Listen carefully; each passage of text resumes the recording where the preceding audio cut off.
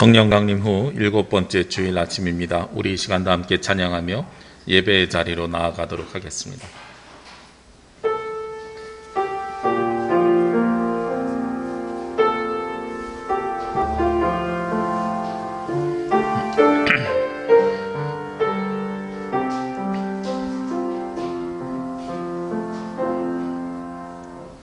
나는 하나님을 예배하는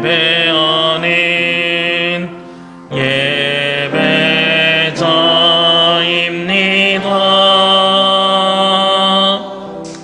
내가 서 있는 곳 어디서나 하나님을 예배합니다.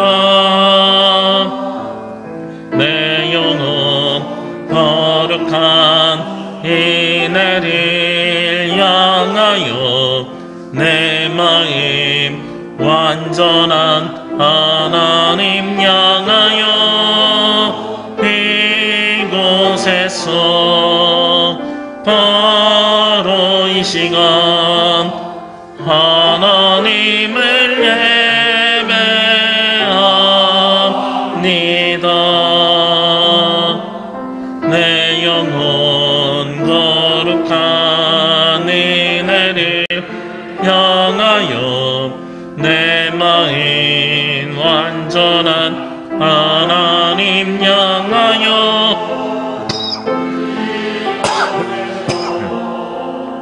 바로 이 시간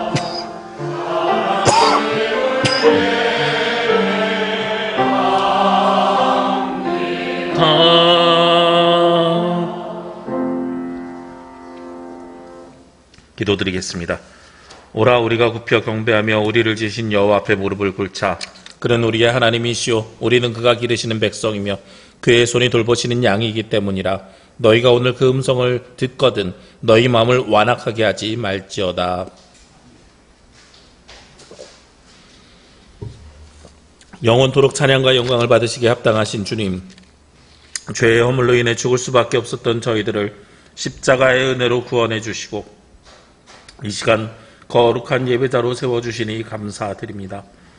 예수 그리스도밖에는 소망이 없음을 기억하고 오직 보혈의 능력만 의지하고 하나님께로 나아갑니다.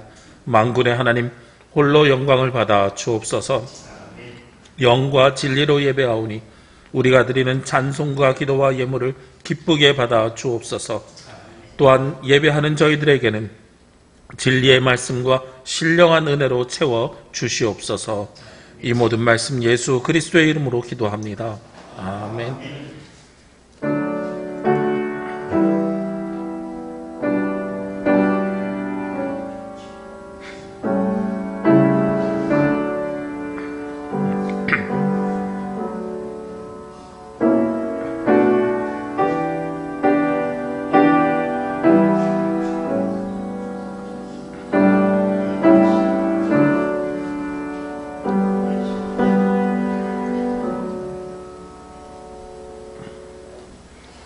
교동문은 16번 시편 28편의 말씀입니다. 여호와여 내가 주께 부르짖으오니 나의 반석이여 내게 귀를 막지 마소서.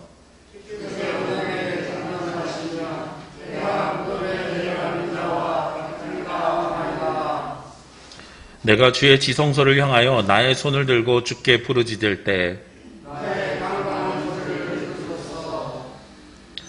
악인과 악을 행하는 자들과 함께 나를 끌어내지 마소서.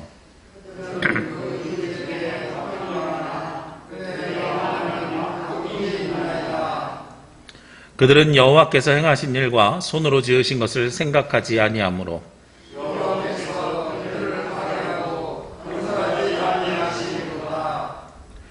여호와를 찬송하며 여호와는 나의 힘과 나의 방패시니 여호와는 그들의 힘이시요 그의 기름 부은 받은 자의 구원의 요새이시로다. 아멘. 우리 이 시간에는 지난 한 주간 알고 지은 모르고 지은 모든 죄를 주님 앞에 자복하며 고백하는 참회의 기도를 드리도록 하겠습니다.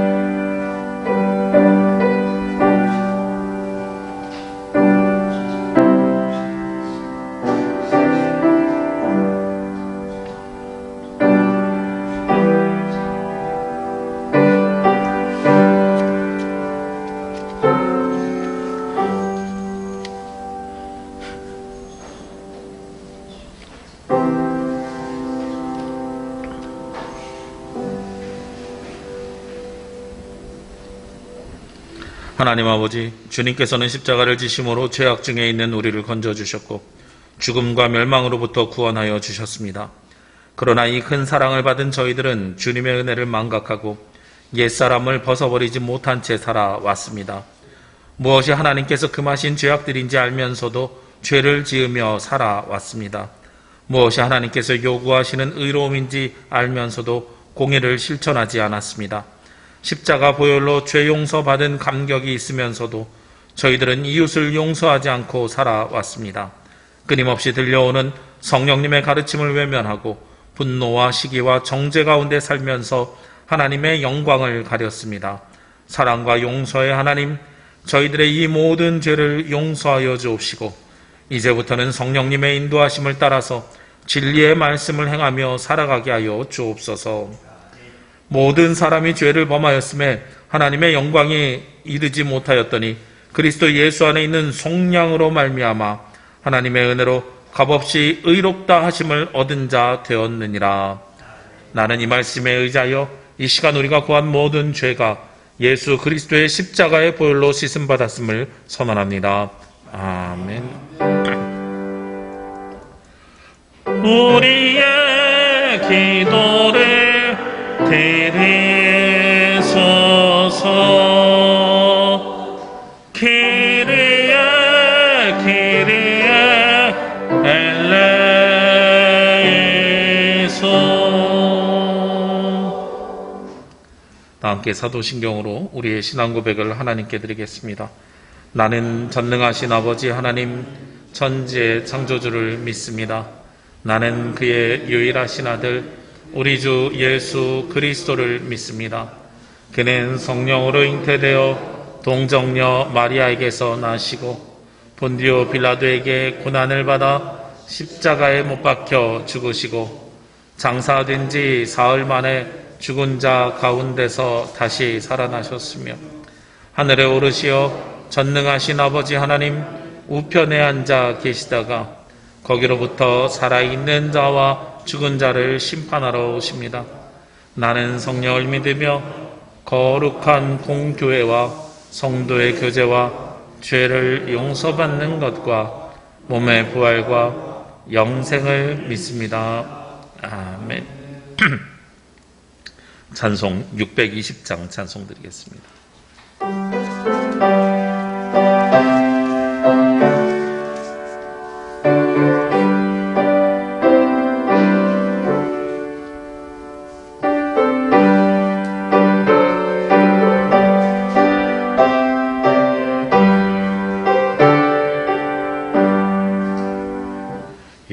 여기에 모인 우리 주의 은총 받은 자여라.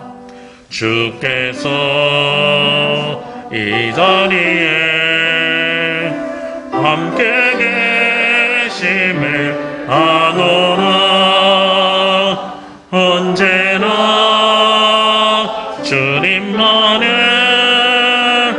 찬양하며 따라가리니 시험에 당할 때도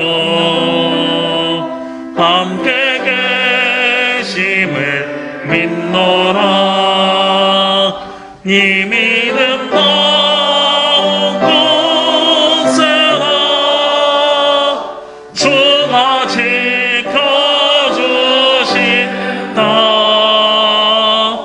어두운 밤에도 주의 밝은 빛 인도하여 주신다. 주님이 택하신 일 헤아리기 어렵더라도 언제나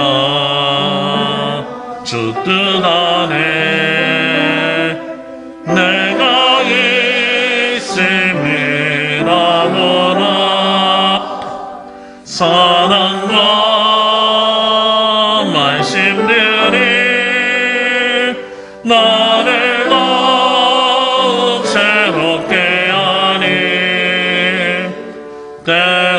때로는 넘어져도 죄 옷을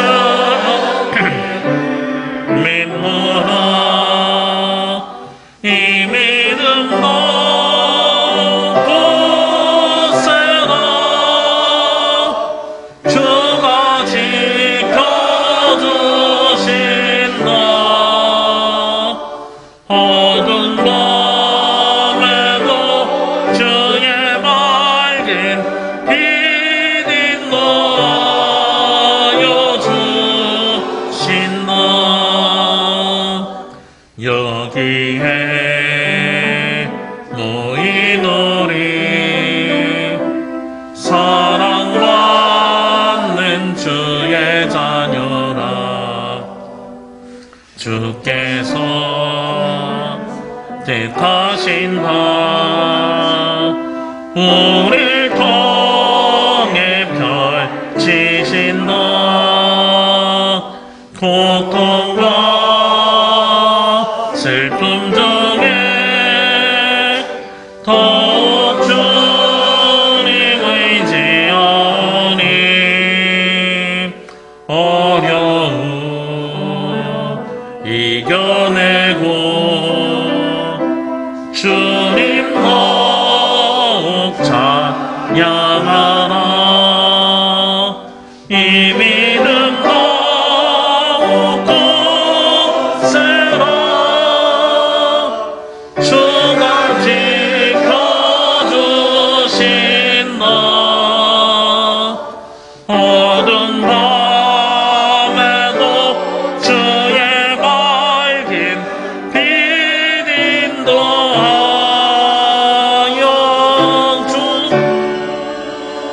주신다.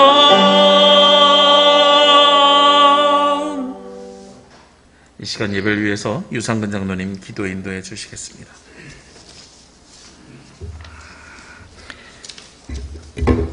함께 기도하시겠습니다.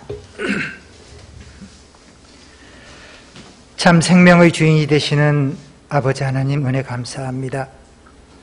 오늘도 주님의 은혜 안에 거하며 새날을 맞이하게 하시고 온 성도들이 한마음으로 주님께 찬양을 드리며 예배드릴 수 있도록 인도하여 주시니 감사합니다. 예배를 통하여 베풀어 주신 은혜에 감사하게 하옵시며 삶 속에 고난당할 때에도 주님의 말씀을 묵상하며 승리케 하시사 주시는 사랑과 은혜에 감사의 마음을 품고 살아갈 수 있도록 인도하여 주시옵소서. 오늘의 예배를 통하여 우리의 삶을 인도해 주시는 예수님의 사랑을 느끼게 하옵시며 호흡이 있는 자가 살아있듯이 항상 주님을 기억하며 예수님과 함께 호흡하며 살아가기에 부족함 없도록 인도하여 주시옵소서. 크거나 작거나 감사의 마음을 입술로 증거하게 하옵시며 주신 축복과 말씀을 이웃에게 전하여 주님께 영광 돌리는 성도의 복된 생활을 할 수 있도록 지켜보호하여 주시옵소서. 오늘도 생명의 말씀을 전해주시는 목사님 위에 성령께서 함께하여 주시사 성령 강림 후 7번째 주일로 지키는 이 시간 복된 말씀을 통하여 주님의 성령 강림을 체험하며 기쁨의 찬양이 이 성전에 차고 넘쳐나는 진리 안에 참 자유를 얻는 귀한 은혜의 예배 시간이 되도록 인도하여 주시옵소서. 한 해의 하반기를 시작합니다. 우리가 무엇을 위해 무엇을 하며 살아왔는지 돌아보게 하옵시며 어디를 향하여 가고 있는지를 돌아보고 하반기에는 더욱 주님의 성령을 따라 살아가기에 부족함 없도록 인도하여 주시옵소서. 거룩하신 하나님, 주님께서 말씀하신 세상의 소금이 되기를 원합니다. 세상 속에 살아가는 동안 어려운 이웃의 눈물을 거두게 하옵시며 썩지 않는 굳건한 믿음으로 소금의 삶을 살아갈 수 있도록 지켜 보호하여 주시옵소서. 무더위와 장마가 기승을 부리며 코로나가 다시금 확장 일로에 놓여 있습니다. 모든 성도들의 건강을 지켜주옵시며 가정을 지켜주시사 들어가도 나와도 복을 받는 성도들이 다 될 수 있도록 주님 지켜보호하여 주시옵소서. 예배 위에 함께하여 주시사 마치는 시간까지 성령의 인도하심이 함께하시기를 간절히 바라오며 모든 말씀 예수님 이름으로 기도드립니다. 아멘.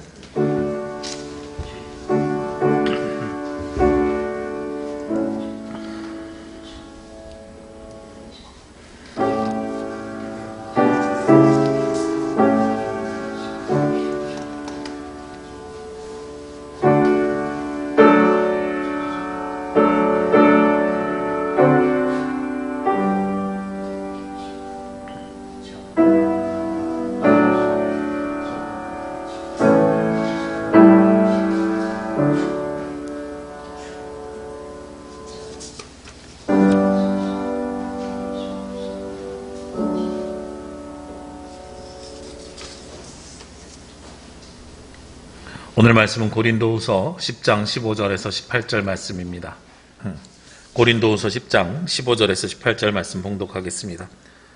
우리는 남의 수고를 가지고 분수 이상의 자랑을 하는 것이 아니라 오직 너희 믿음이 자랄수록 우리의 규범을 따라 너희 가운데서 더욱 풍성하여지기를 바라노라. 이는 남의 규범으로 이루어놓은 것으로 자랑하지 아니하고 너희 지역을 넘어 복음을 전하려 함이라. 자랑하는 자는 주 안에서 자랑할지니라. 옳다 인정함을 받는 자는 자기를 칭찬하는 자가 아니요 오직 주께서 칭찬하시는 자니라. 아멘. 주여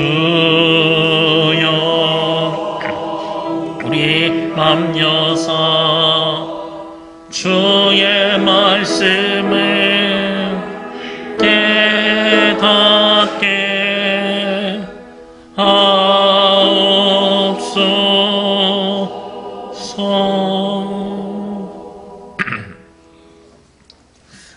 네, 오늘도 이 시간 주님 앞에 나와서 예배하고 그리고 각 가정에서 예배하는 모든 분들을 주의 이름으로 환영합니다. 세상을 살아가면서 경험하는 여러 가지들이 있는데 그 중에 하나가 세상이 참 좁다라는 거예요. 대표적으로 제가 경험한 몇 가지 사건들이 있는데 그 중에 하나는 제주대에서 스토리텔링 대학원을 입학할 때 면접을 보셨던 주 면접관이 제가 대학 다니던 시절에 한신대에서 강의하시던 분이 제주대 교수님으로 오신 거예요. 그래서 학부를 한신대에서 했습니다. 그랬더니 수유리 신학대학원 앞에서 살았고 한신대에서 강의했습니다. 기장교회, 송암교회 교인이었습니다. 이러면서 이야기를 하시는데 굉장히 세상이 좁다라는 걸 느꼈습니다.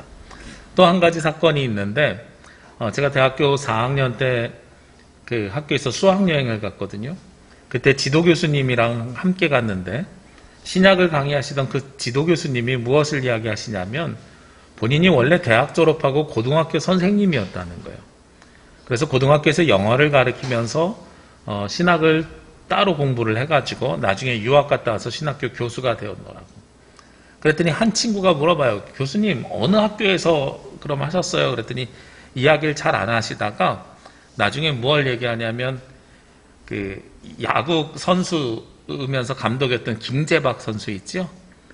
김재박 선수의 담임이었다 이 얘기를 하는 거예요. 제가 그 얘기를 딱 듣는 순간에 이런 생각이 들었습니다. 왜냐하면 저희 아버지가 항상 했던 얘기가 야구 선수 김재박 있잖아. 우리 학교 2년 후배야. 이 얘기를 항상 하셨었거든요. 그래서 집에 와가지고 아버지한테 여쭤봤어요. 아버지 혹시 아무개 교수님 아십니까? 고등학교 때 선생님이었대는데요. 그랬더니 우리 영어 선생님이었어 이러시더라고요. 그래서 아버지가 고등학교 때 선생님이 저를 대학 때 가르친 게 너무나도 신기했습니다. 그래서 가서 이야기했더니 교수님이 또 저희 아버지 또 기억을 하시는 거예요. 그래서 너무 신기한데 하고 싶은 이야기는 그게 아니라 저희 아버지가 무엇을 기억하시냐면 야 근데 그 선생님 강의는 잘하시냐 그러는 거예요. 그래서 왜요? 그랬더니 그분이 서울대 나와서 머리도 좋고 옛날에 이 시험지 쪽지 뭐 이런 거 프린트물 나눠주는데 굉장히 잘 나눠주시고 글도 잘 쓰시고 책도 여러 권 내셨거든. 근데 수업 시간에 뭔 말하는지 알아들을 수가 없었어. 이런 말씀을 하시더란 말이에요. 그래서 제가 지금도 그건 변함없는 것 같습니다. 수업 시간에 침 튀기면서 열심히 강의하시는데 저도 한마디도 못 알아들어요. 그런데 그분이 쓰신 책은요, 지금도 제가 참고할 만큼 되게 좋은 신학책입니다. 그래서 제가 그때 알았어요. 사람에 따라서 글을 굉장히 잘 쓰는 사람이 있고 그리고 말로 표현을 굉장히 잘하는 사람이 있구나라는 것을 그때 알았습니다. 그리고 나서 나중에 목회를 하면서 보니까요, 목사님들 중에서 말씀을 잘 전달하는 분이 계시고요. 그리고 말씀을 잘 기록하시는 분이 계세요.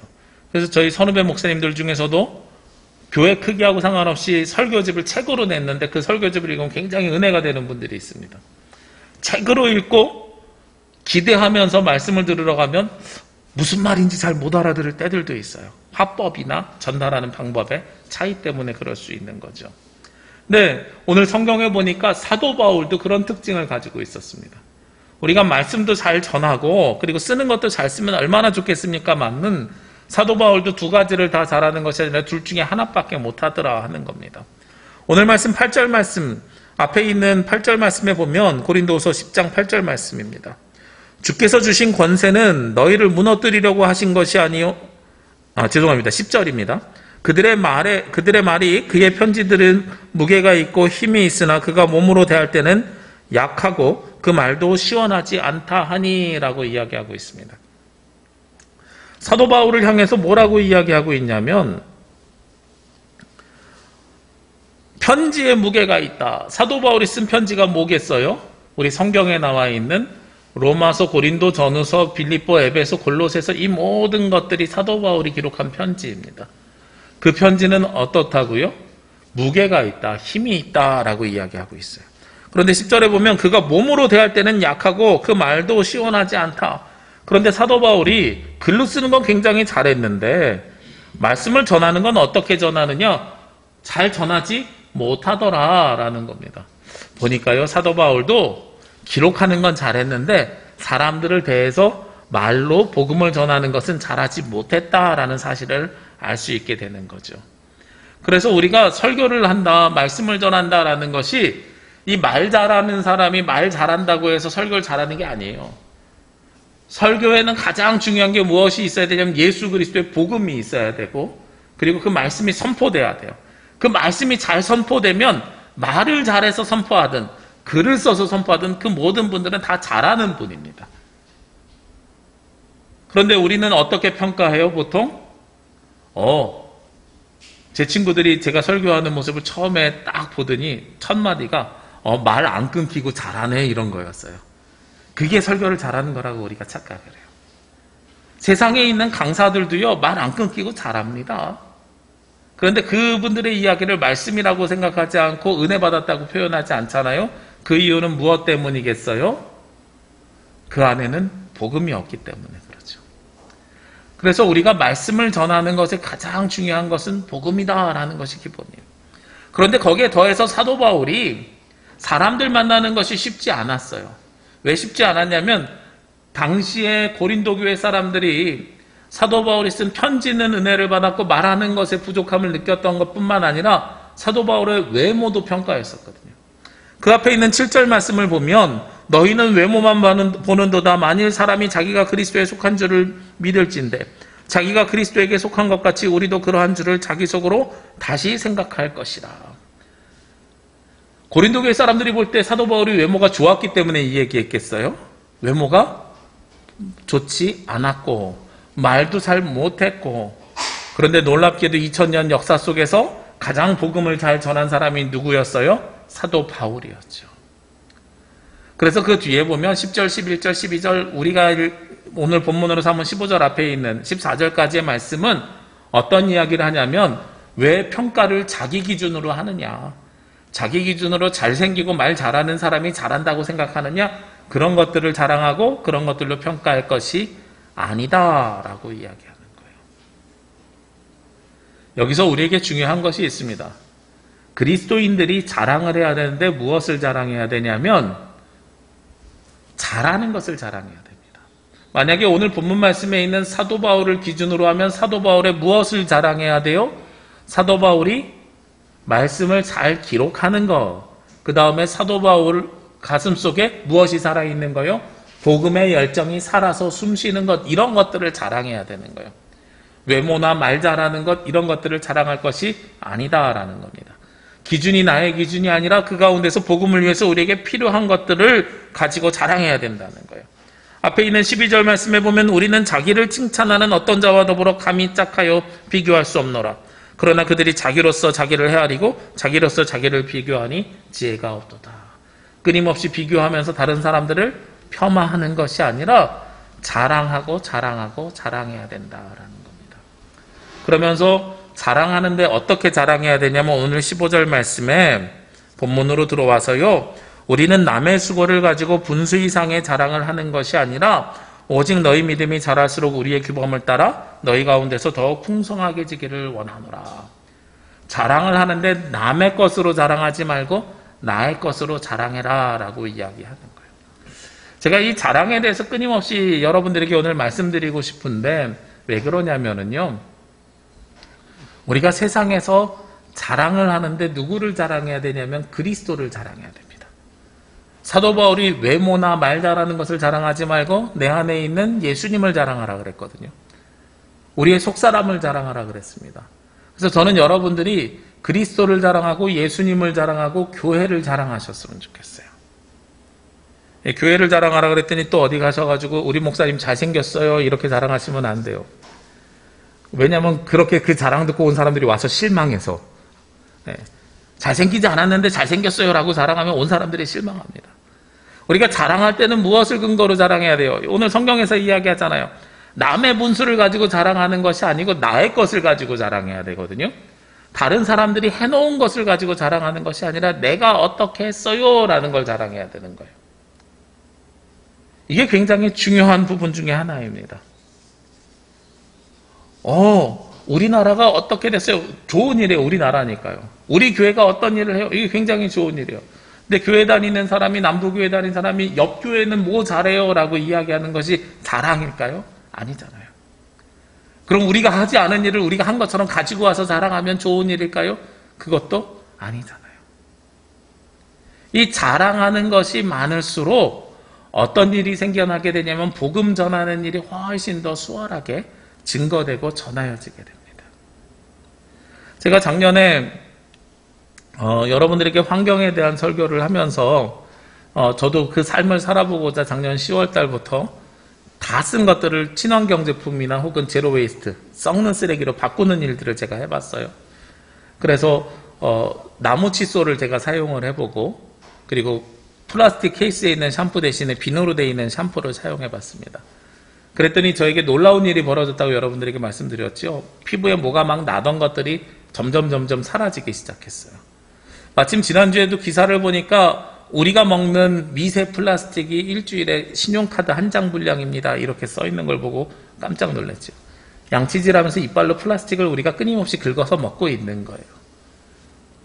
그래서 제가 이렇게 나무 칫솔 썼더니 내 삶에 이런 변화가 일어났습니다라고 제가 어느 날 강대상에서 자랑했더니 그날 성도님들 중에 꽤 여러분이 저에게 오셔서 목사님 그 칫솔 어디서 살 수 있어요? 라고 물어보시더라고요.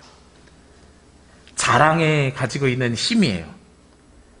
좋은 일들, 내가 경험한 일들을 자랑하니까 그 이야기를 들은 사람들 중에 옆에 있는 사람들이 자기도 그것을 갖고 싶어하는 모습과 모양을 가지고 있더라 하는 겁니다.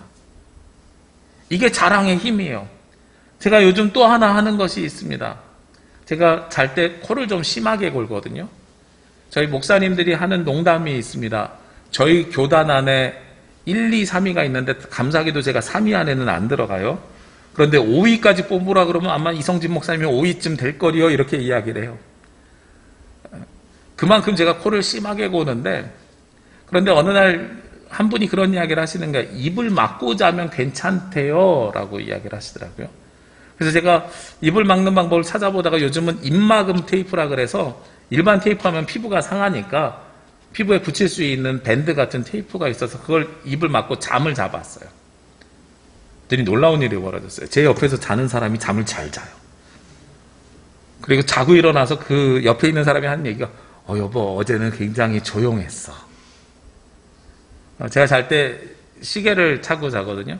이 시계가 요즘은 되게 좋은 게 얼마나 깊이 잤는지 뒤척임이 적었는지를 핸드폰으로 수치화시켜서 보여줍니다. 근데 깊은 잠을 자는 시간이 2배 이상 늘었어요.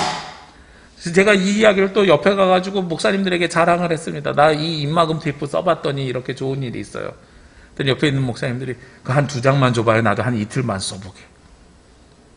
이러시더란 말이에요. 아마 오늘도 예배 끝나고 물어보시는 분 계실 거래요. 목사님 그거 어디서 사야 됩니까? 이런 분들이 계실 거란 말이에요. 자랑하면은요, 옆에 있는 사람들이 어떻게 하고 싶어요? 나도 그것을 따라하고 싶어 합니다. 굉장히 중요한 핵심 포인트가 있죠. 여러분들이 누구를 자랑하면, 예수님을 자랑하고 무엇을 자랑하면, 교회를 자랑하면은요, 옆에 있는 사람들이 나도 예수님 믿어야 되겠다. 나도 그 교회 나가봐야 되겠다라고 생각하는 거예요. 그러니까 여러분들이 무엇을 하는 것이 습관이 되셔야 되냐면 자랑하는 것이 습관이 되어야 됩니다. 우리 기독교에서 지금까지 교인들이 그렇게 배웠어요. 기독교인들은 겸손해야 된다, 낮아져야 된다, 그래서 자랑하면 안 된다 하는 것처럼 우리가 생각했어요. 자랑하면 안 되지요. 누구를 자랑하면 안 돼요? 나를 자랑하면 안 되죠.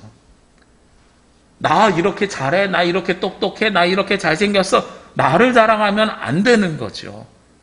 우리가 겸손하라고 이야기하는 거는요, 나를 높이지 말라는 걸 이야기합니다. 동시에 겸손하라는 건 누구를 자랑하라는 거예요? 예수님을 자랑하고 교회를 자랑하라는 거예요. 나가 아니라요, 내가 아니라요, 우리 교회는, 우리 예수님은 내가 이런 은혜가 있어요 라는 것들을 자랑하라는 겁니다.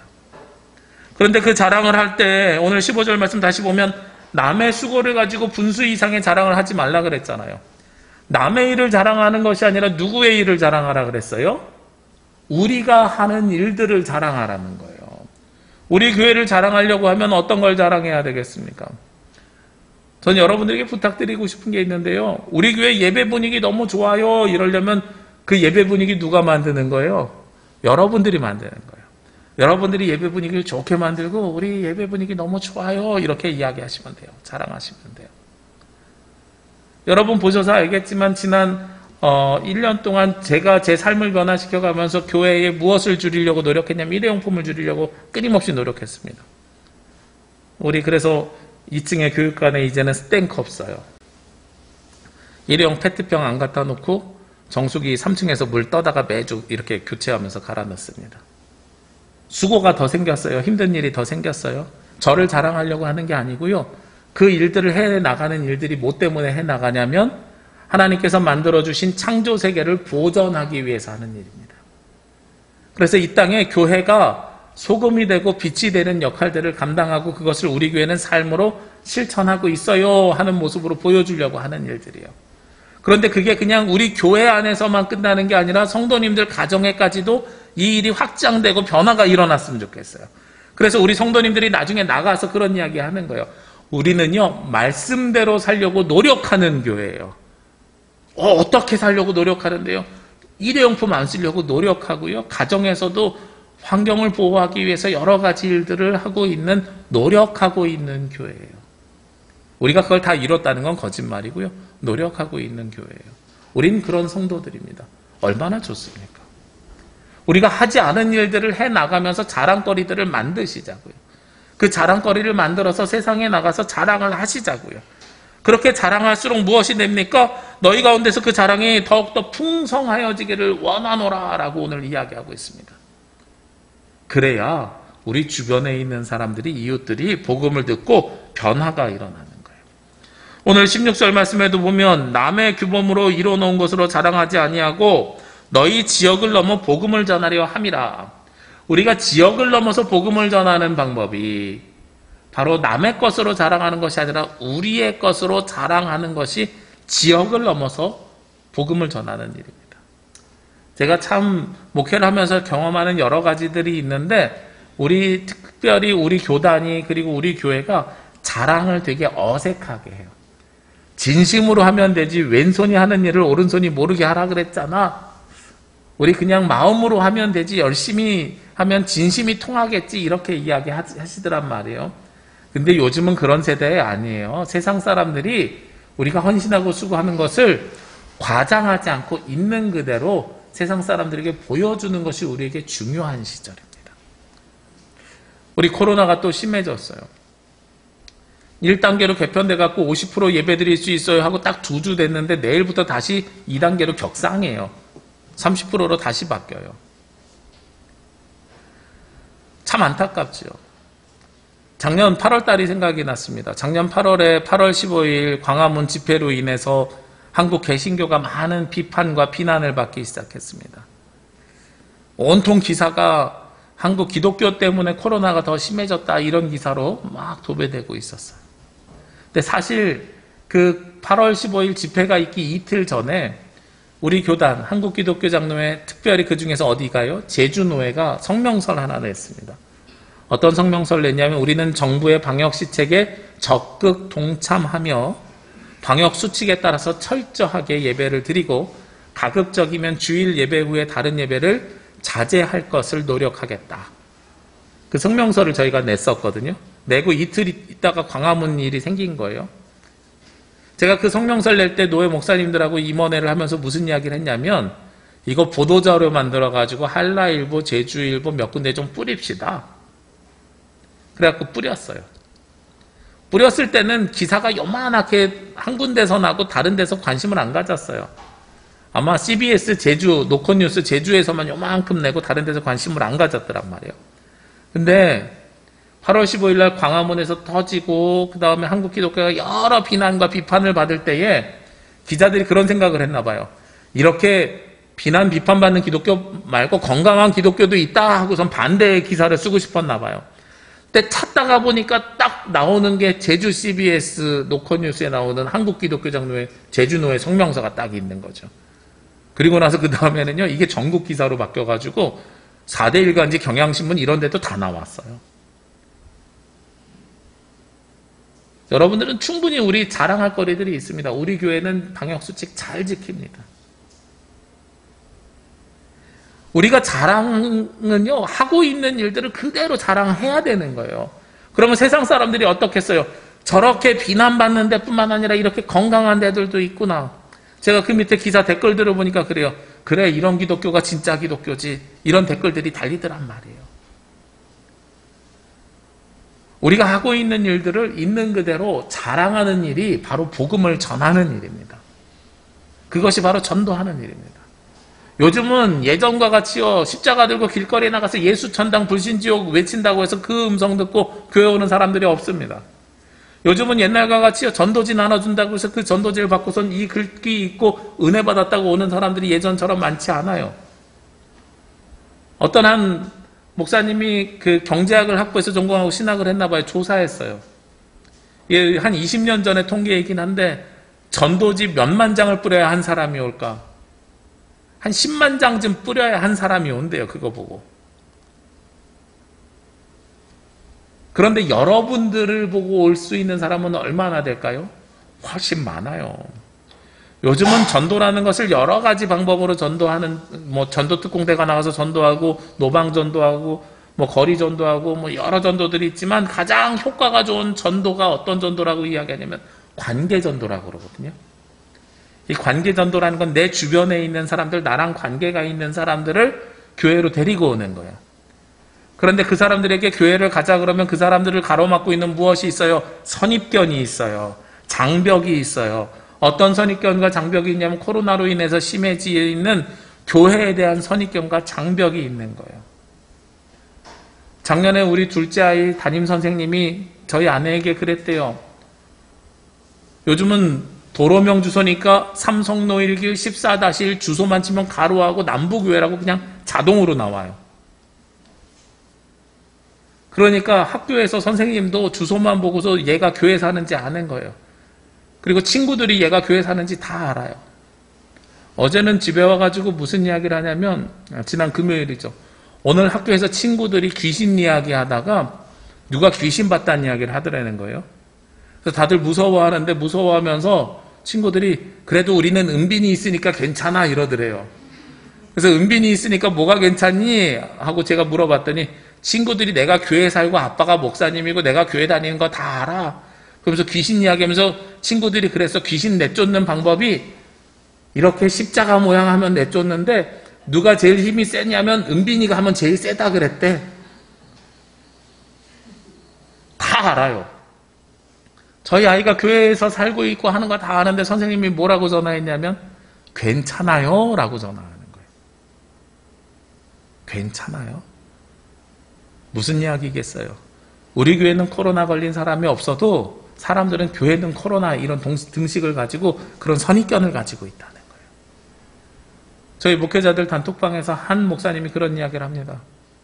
자기 딸이 교회를 가기 싫다 그런대요. 그래서 왜 싫으냐 그랬더니 친구들 부모님이 제 교회 다닌다고 같이 놀지 말라 그랬다는 거예요. 이게 지금 현실이에요. 이 상황 속에서 우리가 이 분위기를 반전하려면 어떻게 해야 돼요? 그 선입견을 바꾸려면 어떻게 해야 돼요? 교회 가자는 말을 하는 게 전도하는 게 아니라니까요. 우리가 교회 다니면서 경험한 은혜를 자랑하는 것이 전도하는 거예요. 우리 교회는 방역수칙 잘 지켜요. 그냥 이거 자랑하는 게 아니라 이것도 자랑해야 되지만 교회 안에서 내가 받은 경험들 있잖아요. 은혜 있잖아요. 이런 것들을 여러분들이 자랑하셔야 돼요. 교회 안 다니는 사람보다 교회 다니는 사람들이 훨씬 더 나아. 이런 것들을 자랑하셔야 되는 거예요. 제가 통계 하나 말씀드릴까요? 목회데이터 연구소에서 나온 통계인데요.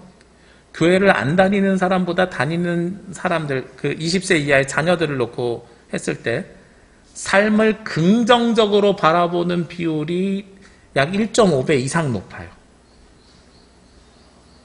교회 교육, 주일학교를 다닌 친구들과 다니지 않는 친구들이 요즘 자녀들이 삶을 비관적으로, 세상을 비관적으로 보는 견해가 많잖아요. 근데 긍정적으로 세상을 바라보는 시선을 가지고 있는 게 1.5배나 더 높대요. 이게 굉장히 높은 수치입니다. 비교가 확 되는 수치예요. 교회 다니는 사람들은 세상을 긍정적으로 바라본다는 거예요. 안 다니는 사람들보다.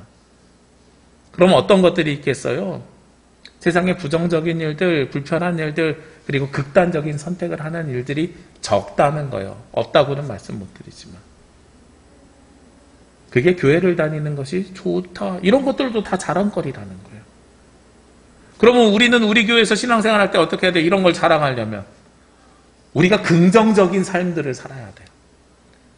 우리 교회 안에서는요, 우리가 냉철하게 우리를 비판하고 우리를 되돌아보고 우리의 부족한 것들을 잡아낼 수 있습니다. 우리의 단점들을 찾아내야 됩니다. 그런데 그 단점을 후벼 파가지고 막 이야기하는 거예요. 오늘 사도 바울에게 너 외모가 못생겼잖아, 너 말 잘 못하잖아, 이렇게 이야기하는 게 아니라는 거예요. 그것은 그거대로 받아들이고, 그러면 그거 말고 강점은 뭔가, 사도 바울은 너는 글을 잘 쓰잖아, 그럼 그걸로 복음을 전해야지. 강점으로 단점을 덮어나가는 거예요. 그리고 밖에 나가서는 어떻게 해요? 자랑하는 겁니다. 저도 자녀들을 키우지만 우리 자녀들 키우면서 막 마음에 안 드는 거 있어요. 우리 아이들 단점들도 있어요. 근데 밖에 나가서 아, 우리 아들은 이것도 못해 저것도 못해 이런 거 못해 막 이런 이야기들 하겠어요? 아니죠. 밖에 나가면 장점 이야기합니다. 아, 우리 아이는 성격이 좋고요. 뭐든지 열심히 하려고 하고요. 얼굴도 잘생겼고요. 이런 이야기들을 하는 거예요. 그런 것처럼 우리가 교회를 자랑해야 됩니다. 끊임없이 자랑해야 됩니다. 그것이 무엇이라고요? 복음 전하는 것이고 전도라고요. 요즘 위기의 시간이 왔다고 이야기합니다. 한국 교회가 위기다. 성도들이 줄어들고 있다. 젊은이들이 교회를 나오지 않는다. 여러 가지 이야기들을 합니다. 그리고 가장 힘든 것은 전도가 이제 끝났다. 지금 이 상황 속에서 어떻게 사람들을 전도할 수 있느냐 이렇게 이야기를 합니다. 근데 저는 반대가 이번에 말씀을 준비하면서 보이기 시작했어요. 지금이 오히려 기회다. 우리가 건강한 기독교로 거듭나고 우리의 삶이 변화되어야 되는 것도 굉장히 중요하지만 형식적인 측면에서도 반대의 일이 일어날 수 있는 거예요. 전도학교나 전도대에 가면 제일 먼저 교육받는 것이 있습니다. 무엇이냐면 내가 전도할 대상을 향해서 최선을 다하라는 것이거든요. 저희 큰아이가 가르쳐주지도 않았는데 그걸 되게 잘하는 것 같아요. 전도대 매뉴얼 중에 하나가 뭐냐면 전도할 대상이 있으면 그 사람이랑 약속을 정하고 그리고 그 사람 집 앞에 가서 기다리고 데리고 오라는 거예요. 데리고 와서 같이 앉아서 예배를 드리라는 겁니다. 근데 여기에 문제가 생기는 게 있어요. 보통 전도를 하려고 마음을 먹고 있는 분들은 교회에서 열심히 있는 분들이거든요. 열심히 있는 분들이니까 대부분 어떤 일들을 하냐면 성가대나 교사나 주방이나 봉사하시는 분들이에요. 근데 전도회 학교에 가면 뭐라고 이야기하냐면 전도가 우선이라고 생각하면 그 봉사를 그날만큼은 다른 분에게 부탁하십시오 그래요. 왜냐하면 교회 처음 온 사람이 예를 들어서 교회 학교 선생님이랑 같이 왔다고 생각해 보시자고요. 11시 예배인데 나는 교회 학교 교사라서 10시 30분까지 가야 돼. 친구를 데리고 와요. 10시 30분까지. 그러고선 그 친구한테 앉아있으라. 여기 본당에 잠깐만 앉아있어. 근데 예배 30분 전에 오신 분들은 알겠지만 서로가 다 반갑게 인사하는 시간에 나만 혼자서 멀뚱멀뚱하게 30분 동안 앉아있어야 되는 거예요. 교회를 다니던 사람들은 이 시간에 기도하는 걸 알지만 안 다니던 사람들은 기도하는 걸 잘 알지 못해요. 다녔었더라도 30분이나 기도 못합니다. 그리고 나서 예배가 시작하면 뭐 성가대에 앉아서 성가대에 떨어져 앉아있는 거예요. 막 일어나고 앉고 뭐 이러면 나는 언제 일어나야 되지 못하니까 사람들 눈치 봐야 됩니다. 성경을 찾으라고 하는데 구약이 어디 있고 신약이 어디 있는지 모르는데 찾으라 그래요. 그러니까 처음 온 사람들이 뭐라 그래요? 야, 사람을 불러다 놓고선 꿔다 놓은 보리자루 만들어 놓고 나 여기 다시는 안 와 이러고 간다는 거예요. 이 전도학교에서 가르치는 매뉴얼입니다. 누구를 데리고 오려면 미리 약속을 정하고 늦지 않고 와야 된대요. 처음에 데리고 오면 어떻게 돼요? 처음에 오면서 5분 늦으면 그 사람은 계속 늦어요. 예배에 대한 소중함을 알려줘야 되기 때문에 늦지 않고 5분 전에 와서 같이 예배를 드리라는 거예요. 옆에 앉아서 예배를 드리면서 성경도 찾아주고 기도할 때도 같이 기도하고 예배가 다 끝나면 사람들도 소개시켜주고 요즘은 식사를 못하지만 식사를 할 수 있을 때는 어떻게 하냐면 내려가서 같이 밥을 먹으라는 거예요. 근데 같이 밥을 먹을 때 여기서 가장 중요합니다. 내가 하던 교사나 봉사나 아니면 성가대나 다음 주에 되돌아가야 되잖아요. 그러니까 비슷한 또래 비슷한 연령의 남녀 신도의 회장님이나 혹은 새가족 사역을 맡으신 분이나 아니면 뭐 대화할 수 있는 다른 분들, 맞이해 줄 수 있는 분들과 함께 자리를 만들어서 식사를 하는 거예요. 그래야 다음 주에 그분이 새로 왔을 때 어떻게 돼요? 지난주에 오신 분이구나 반갑습니다 하고선 인사할 수 있는 사람들이 늘어나는 거죠. 그리고 그 다음 단계가 한 달 동안 몇 명이랑 같이 밥 먹으러 그러냐면 한 달 동안 다른 3명이랑 밥을 먹으래요. 매주. 이 테이블에 앉아서 나랑 앉아서 2명 하면 한 달이면 몇 명을 알게 돼요? 그 처음 오시는 분이 10명이랑 같이 밥 먹은 경험이 생기는 거죠. 그래야 그분이 정착할 수 있다는 이야기래요. 굉장히 실질적이고 구체적입니다. 근데 이런 것들을 시행하는 교회들은 자랑이 많아요. 우리 교회 왔더니요 열매가 맺혀요 이렇게. 그게 바로 복음을 전하는 일이고 이 땅에서 하나님 나라를 확장시켜가는 일입니다. 오늘 말씀 17절과 18절 말씀에 보면 자랑을 하는데 그 자랑은 어디서 하라 그래요? 주님 안에서 하라고 합니다. 세상에서 자랑하는 것이 아니라 주님 안에서 자랑하라고 하니까 교회 안에서만 자랑한다고 생각을 해요. 아니요. 우리의 자랑거리가 주님 안에 있는 걸 자랑하라는 거예요. 자랑의 대상이 주님 안에서 하라는 게 아니라 우리의 자랑거리를 주님 안에서 찾으라는 겁니다.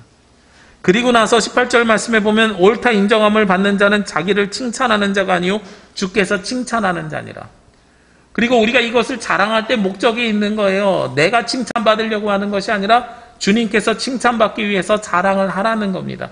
이게 가장 중요한 전제이고 목적입니다. 여러분들 자랑할 거리가 없다고 생각하세요? 그럼 자랑할 거리 만드시면 돼요. 우리 교회는 찬양의 은혜가 넘쳐요. 이러려면 여러분들이 찬양을 은혜롭게 하시면 돼요. 그러면 그걸 자랑할 수 있습니다. 우리 교회는 말씀의 은혜가 넘쳐요. 여러분들이 말씀 묵상을 열심히 하고 그 말씀대로 살아가시면 됩니다. 그런 말씀의 은혜가 넘침을 자랑할 수 있습니다. 오늘 성경에서 이야기하는 것, 가장 중요한 것이 무엇이냐? 옳다 인정함을 받는 자, 칭찬을, 주님으로부터 칭찬을 받는다. 이 모든 일들을 핵심적으로 요약하면 사도 바울이 내가 부득불 자랑할진데 무엇을 자랑한다 그랬어요? 나의 약한 것을 자랑할 것이다. 그게 바로 정답이에요.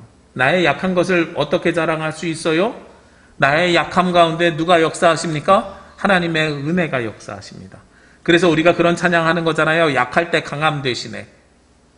내가 약해지면 누가 강해요? 하나님의 은혜와 평강이 강해지는 거예요. 그리고 그러면 나는 무엇을 자랑할 수 있어요? 나의 약함을 자랑하는 것이 곧 하나님께서 나에게 부어주신 은혜를 자랑하게 되는 겁니다. 남이 받은 은혜를 자랑하는 것이 아니라 내가 받은 은혜를 자랑하는 것입니다. 우리 가운데 자랑할 것이 많은 성도들이 되셨으면 좋겠어요. 세상에 나가서 그리스도를, 교회를 끊임없이 자랑하고 그것을 자랑하는 것이 습관이 되어 있는 성도들이 되셨으면 좋겠어요. 여러분들이 자랑하고 싶은 것 있잖아요. 그러면 그 삶을 살아내시면 됩니다. 그러면 자랑할 것이 날로 넘쳐나게 됩니다. 우리 성도님들이 세상에서 살아가면서 그리스도를 자랑하시고 교회를 자랑하시고 하나님께서 주신 은혜를 자랑하시고 그리고 그 자랑할 것들을 끊임없이 만들어내기 위해서 수고하고 헌신하고 노력하며 주님 앞에 드리는 저와 여러분이 되시기를, 이번 한 주간이 되시기를 주의 이름으로 기도합니다. 기도드리겠습니다. 거룩하시고 은혜로우신 아버지 하나님, 우리의 약함을 자랑하기를 원합니다. 세상에서 우리의 부족함을 자랑하기를 원합니다. 세상 속에서 하나님의 은혜를 자랑하기를 원합니다. 우리 가운데 역사하신 하나님의 은혜를, 하나님의 평강을, 하나님의 말씀을 세상 사람들에게 드러내고 자랑할 때에 주님 홀로 영광받아 주옵시고 저희들을 통하여 이 땅에 복음이 선포되고 증거되며 우리가 자랑하는 그 자랑으로 말미암아 주를 믿는 성도들이 늘어날 수 있도록 인도하여 주옵소서. 저희들 모든 것 주님께 맡기고 의탁하오며 이 모든 말씀 예수 그리스도의 이름으로 기도합니다. 아멘. 이 말씀 따라 사는 동안 지치지 않게 하시고 이 말씀 따라 사는 동안 주님 나라 이루소서. 다 함께 찬송 633장 찬송하시며 예물 봉헌하겠습니다.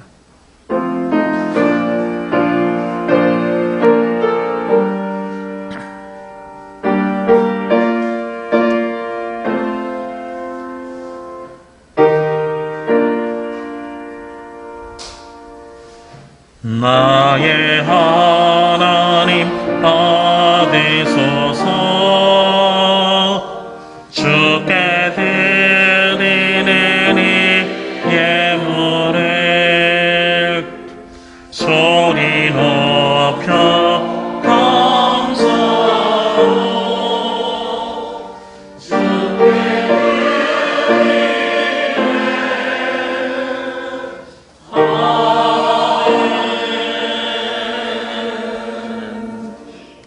기도드리겠습니다.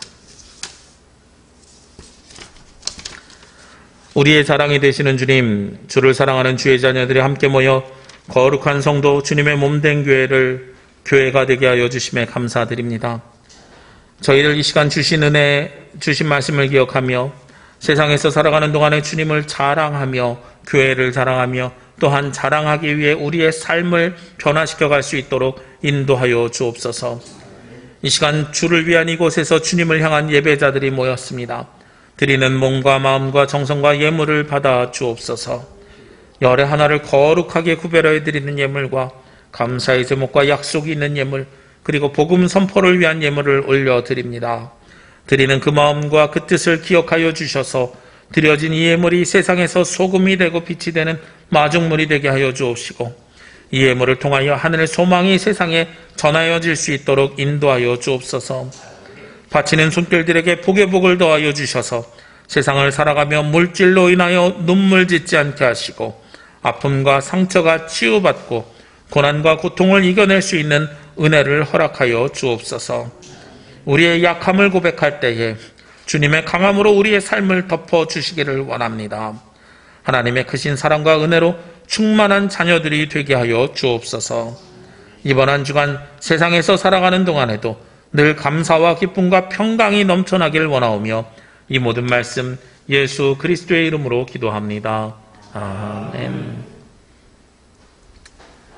주님의 평화와 위로가 창조된 세상 곳곳에서 예배하는 모든 가정과 성도들 위해 함께 하시기를 빕니다.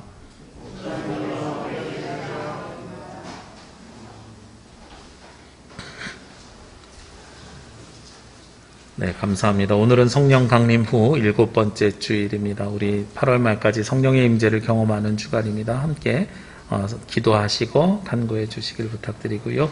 구약 역사서 통독 진행하고 있습니다. 사사기 룻기까지 읽었고요. 그리고 내일부터는 사무엘상 이렇게 시작합니다.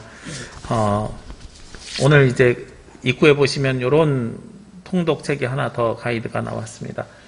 이제 구약 역사서가 길어가지고 이제 저희가 인쇄를 외부에 맡기지 않고 교회에서 하다 보니까 한 권에 다 담으면 이게 접히질 않아서 2권으로 나눴어요. 그래서 이 하늘색은 1권입니다. 창세기부터 룻기까지. 그리고 나머지 사무엘상부터 에스더까지는 보라색입니다. 우리 온라인으로 참석하시는 분들은 밴드에서 들으시고 그 밑에 댓글을 달아주시면 되고요. 그리고 온라인으로 이렇게 하시는 것이 어려운 분들은 손으로 쓰시기를 원하시는 분들은 이 책을 가져가셔서 사용하시면 되겠습니다. 그래서 매일 하루에 한 절 정도 우리가 읽고 받은 말씀 중에 은혜가 되는 한 절을 기록하면서 우리가 함께 동참해 주시기를 부탁드리고요. 그리고 우리 통독 늦으셔도 상관없고 우리 늦게 출발하셔도 괜찮습니다. 오늘 책 2권 나왔으니까 새로운 마음으로 사무엘상 다시 시작하셔도 됩니다. 그래서 함께 동참해 주시기를 부탁드리고요. 우리 달아주시는 댓글이 많을수록 서로 같이 읽는데 힘이 되고 격려가 되는 것 같습니다. 우리 내가 혼자 읽는 게 아니라 함께 읽고 있다 이런 관심을 가지고 동참해 주시면 감사하겠습니다. 1대1 성경 공부 시작합니다. 우리 새롭게 시작하실 분들 신청해 주시길 부탁드리고요. 1대1이니까요. 소그룹 모임과 상관없이 진행하도록 하겠습니다. 사회적 거리두기 개편안 2단계로 내일부터 격상이 됩니다. 좌석수의 30% 지금 정도 2부 예배 드릴 수 있습니다. 20여 명 정도 우리 교회는 규정상. 그래서 함께 참여해 주시면 좋겠고요. 제가 어제 그 종교시설에 대한 발표가 늦게 나가지고 제주에서 방역 지침이 저녁에 6시에 나왔어요. 그래서 계속 조사하다가 수도권 지역을 보니까 참 서울시는 다르더라고요. 이게 특별시라 다른가. 어떻게 돼 있냐면 그 다른 지방이랑 다른 게 설교자에 대해서 3면을 아크릴로 이렇게 가림막을 설치하고 성도와 3m 이상이 떨어져 있으면서 아크릴 높이가 키보다 높고 그리고 백신 접종, 1차 접종 후 14일이 지나면 마스크를 벗고 설교할 수 있대요. 우리 교회 다 저도 14일 지났기 때문에 다 적용이 되는데 서울 같으면 우리 교회에서 마스크를 벗고 설교할 수 있는 방역 지침이 구체적으로 있는데 다른 지방은 아직 없더라고요. 그럼에도 불구하고 우리 성도님들 방역수칙을 잘 지켜주셔서 지금까지 지켜주심에 감사드리고요. 지난번에도 지난주 말고 한 2, 3주 전에 공무원이 최종으로 왔다 갔는데 뒤에 앉아있는 저희 아내한테 그랬다 그래요. 워낙 잘 지켜주셔서 여기는 매주 안 와도 되고 가끔 와도 될 것 같다고 이렇게 이야기하고 가셨답니다. 우리 성도님들 더욱 잘 동참해 주셔서 우리가 예배가 쉬지 않고 드릴 수 있도록 우리가 함께 해주시기를 부탁드립니다. 네, 우리 이 시간 함께 찬양 드리겠습니다. 살아낸 만큼 사랑한 만큼.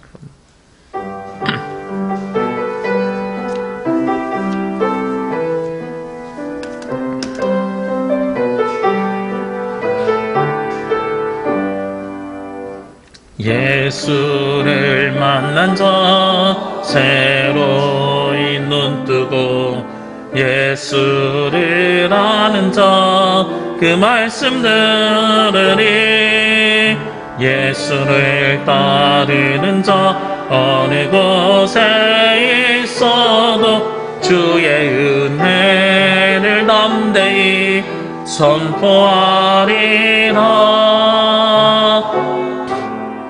예수를 만난 자 새로이 눈뜨고 예수를 아는 자 그 말씀 들으니 예수를 따르는 자 어느 곳에 있어도 주의 은혜를 담대히 선포하리라.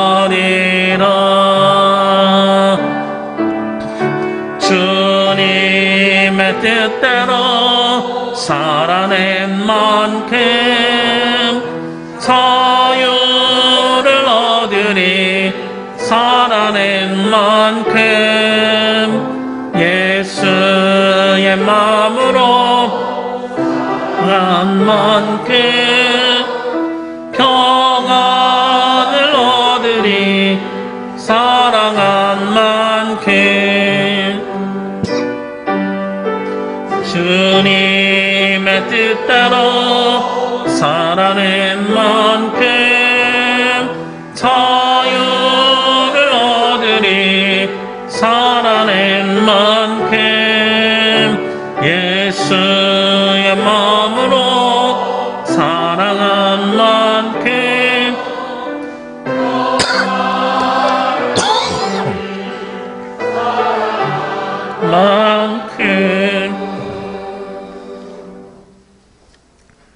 이제는 우리의 자랑이 되시는 예수 그리스도의 은혜와 우리가 자랑할 수 있도록 우리에게 은혜를 베풀어 주시는 아버지 하나님의 크신 사랑하심과 우리가 이 땅에서 주의 은혜로 살아갈 수 있도록 도우시는 보혜사 성령님의 역사하심이 이번 한 주간 세상에서 살아가면서 주님을 자랑하고 주님의 교회를 자랑하고 자랑할 수 있도록 스스로를 성장해 나가기를 원하는 제주남북교회 모든 성도들 머리 위에와 이 시간 함께한 권속들 위해 지금부터 영원까지 함께하기를 간절히 축원하옵나이다.